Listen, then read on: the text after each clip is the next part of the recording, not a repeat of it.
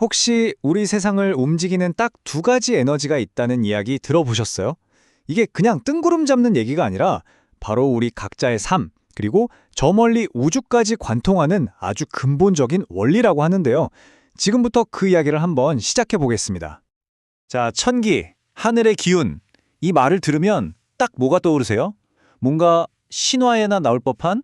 아니면 종교에서 말하는 그런 신성한 힘? 뭐 그런 거 생각하실 텐데요. 근데 오늘 우리가 파헤쳐 볼 천기는요, 그런 이미지랑은 결이 좀 다릅니다. 이게 그냥 하늘에서 뚝 떨어지는 그런 막연한 에너지가 아니에요. 그게 아니라 바로 여러분, 그리고 제 삶의 목적, 그 본질을 규정하는 에너지의 한 종류라는 거죠. 그러니까 결국 우리 자신의 이야기인 셈입니다. 자, 모든 이야기의 시작은 바로 여기서부터입니다.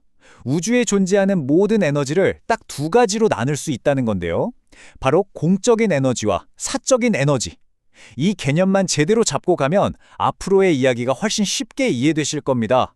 이게 바로 모든 것의 열쇠거든요. 우선 지기, 땅의 기운부터 볼까요? 이건 우리가 일상에서 가장 흔하게 쓰는 에너지라고 생각하시면 돼요. 아주 사적이고 개인적인 욕망이나 집착, 뭐 예를 들면 내 가족, 내 성공, 내 돈, 이런 것들과 깊게 연결된 에너지죠.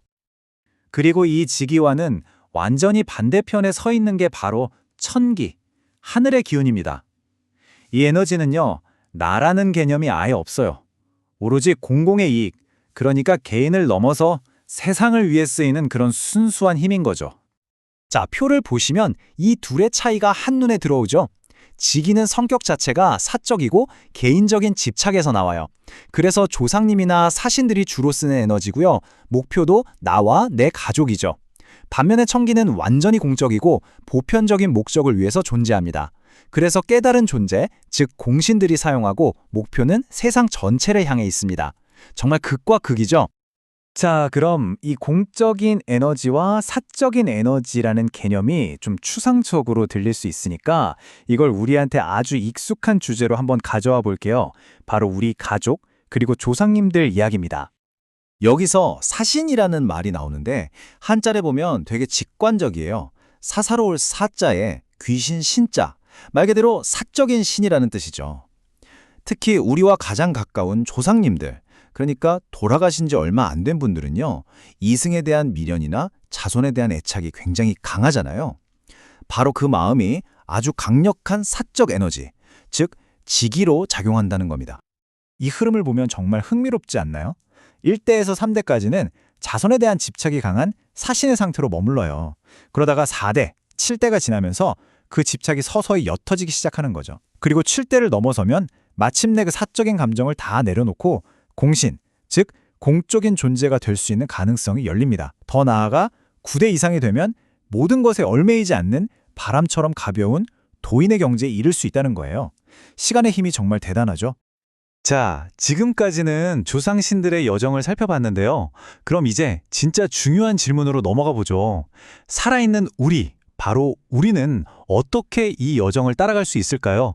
어떻게 하면 이 사적인 삶에서 공적인 삶으로 넘어갈 수 있는 걸까요? 다시 말해서 어떻게 해야 우리 자신이 저 높은 차원의 공적인 에너지, 즉 천기를 담아낼 수 있는 그릇이 될 수 있느냐? 바로 이 질문입니다. 그 해답은 의외로 간단합니다. 바로 삶의 방향을 사에서 공으로 트는 거예요. 내 생각과 행동의 중심축을 나에서 우리, 세상으로 옮기는 거죠. 이게 바로 사적인 지기에 머물지 않고 공적인 천기를 담을 수 있는 큰 그릇으로 스스로를 만들어 나가는 과정이고, 어쩌면 이게 바로 모든 영적 수행의 핵심일지도 모릅니다. 근데 여기서 이런 생각 들 수 있어요. 아니, 저렇게 대단한 존재들이 왜 그냥 좀 안 도와주지? 그 이유가 여기 있습니다. 깨달은 존재들은 본질적으로 공적인 에너지 그 자체거든요. 그런데 대부분의 사람들은 사적인 에너지 상태에 머물러 있죠. 물과 기름처럼 섞일 수가 없는 겁니다. 공적인 존재가 사적인 그릇에 담길 수는 없는 거예요. 결국 우리가 먼저 스스로 성장해서 그 높은 에너지를 담을 만한 공적인 그릇이 되어야만 비로소 그들과 연결될 수 있다는 뜻입니다. 자, 그럼 이제 시야를 확 넓혀보겠습니다. 지금까지는 개인과 영적인 차원의 이야기였다면 이제부터는 아예 우주 전체, 그 거대한 청사진을 들여다볼 시간입니다. 이게 우주의 에너지 구성비라고 하는데요. 정말 놀랍지 않나요? 전체 에너지의 70%는 사실 아무런 움직임이 없는 고요한 근원 에너지 상태로 존재합니다. 이게 바로 진짜 의미의 하늘이죠. 그리고 나머지 30%, 이 30%만이 활발하게 움직이는 물질 에너지, 즉 우리가 아는 물리적인 우주라는 겁니다. 다시 말해서 우리가 보는 모든 별, 모든 행성, 저 광활한 은하계 전체가 사실은 우주 전체 에너지의 고작 30%에 해당한다는 거예요. 우리가 발 딛고 서 있는 이 현실 세계, 지상계가 바로 그 30%의 결과물입니다. 자, 이 30%가 얼마나 어마어마한 규모인지 한번 감을 잡아볼까요? 먼저 우리 은하, 밀키웨이만 봐도 태양 같은 별이 수천만 개가 넘습니다. 셀 수도 없죠. 그리고 그 별들 하나하나마다 또 행성들이 있겠죠. 우리 은하 안에만 있는 행성의 수가 무려 1조 개가 넘을 거라고 추정합니다. 1조요! 우리가 사는 이 지구는 그 1조분의 1에 불과한 거죠. 자, 여기서 끝이 아닙니다. 그럼 이런 우리 은하 같은 은하계는 우주에 얼마나 있을까요? 이것도 1조 개가 넘습니다. 이제는 뭐 상상조차 안 되죠. 자, 근데 진짜 놀라운 건 이겁니다. 이 모든 것, 우리가 지금까지 이야기한 이 모든 광대한 현실이 우주 전체 에너지의 딱 30%라는 사실.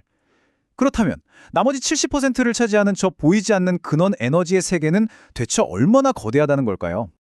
이렇게 우주적인 스케일의 이야기를 하고 나니 다시 처음의 질문으로 돌아오게 됩니다. 왜 이토록 강력하고 근원적인 공적 에너지, 이 천기는 아무나 쓸 수 없도록 그렇게 철저하게 보호되고 있는 걸까요? 그 이유는 정말 무소리만치 명확합니다. 만약 사적인 욕심으로만 가득 찬 사람에게 이 천기라는 엄청난 힘을 줘버리면 어떻게 될까요? 그 사람은 그 힘으로 세상을 이롭게 하는 게 아니라 자기가 대장이 돼서 자기 마음대로 세상을 주무르려고 할 겁니다. 그건 축복이 아니라 재앙이 되겠죠. 그래서 천기는요, 나 잘났으니까 주세요 하는 사람에게 주어지는 상이 아닙니다. 오로지 만인의 이익을 위해 세상을 위해 살겠다고 마음 먹고 그렇게 살아가는 사람, 바로 그런 공적인 그릇을 가진 사람에게만 허락되는 도구인 셈이죠. 자, 이렇게 우주 전체를 관통하는 에너지의 원리를 살펴봤는데요. 결국 이 모든 거대한 이야기는 우리 각자에게 던지는 단 하나의 질문으로 돌아옵니다. 지금 당신의 삶은 어디를 향하고 있나요? 오로지 사적인 나를 위한 삶인가요? 아니면 세상을 향한 공적인 삶인가요? 바로 그 방향성이 당신이라는 그릇의 크기와 당신이 쓸 수 있는 에너지의 종류를 결정하게 될 겁니다.